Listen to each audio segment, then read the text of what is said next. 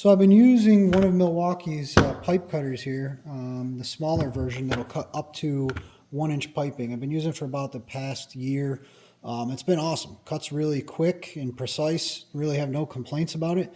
It definitely beats using a hand-powered one for sure. So I've been running into, a lot of my systems I cut 1.25 inch pipe. They didn't have anything available until recently that would cut something above 1 inch. So they came out with this, which is a lot larger in size, as you can see.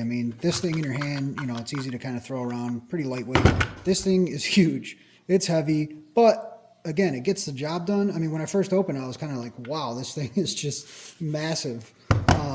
But I've been using it on this previous job I'm working on right now for about probably about 10 different cuts, and it works just as good as the other one. Super quick. So I got a little piece right here I could test out. I'm cutting just 1.25 inch, and like this one will do up to 2 inch. And a lot of times when I'm doing like a bigger cascade boiler systems or snow melt systems, I got to go up to like 2-inch pipes. So this thing's going to work awesome for that. So yeah, all you do is you make sure that there's 2 different settings, a forward and reverse. So when you have it in one position,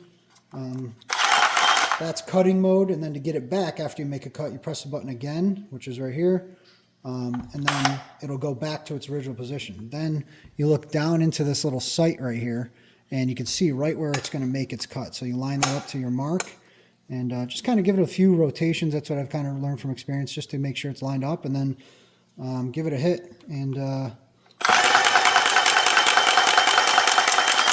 just like that, it's done. It definitely does leave, just like any pipe cutter would do, the burrs inside that you have to use a tool like this.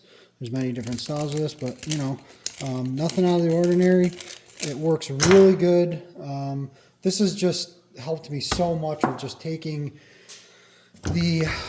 I guess I always regretted 2 things. One was cutting all the copper, and one was cutting threaded rod, which I also have another tool and another review video on that too, a threaded rod cutter, so check that one out. But this has made it way easier for doing my builds and doing all my piping, so definitely recommend it. They both use the M12 battery, so even though it's a pretty big tool, it still just takes the smaller battery. So yeah, I guess with that said, that's pretty much my review on it, and we will probably be purchasing more tools as we go here. I got some surprise videos coming up of some companies that are sending me things to test out. So if you haven't yet, subscribe. And with that said, we'll see you guys in the next one.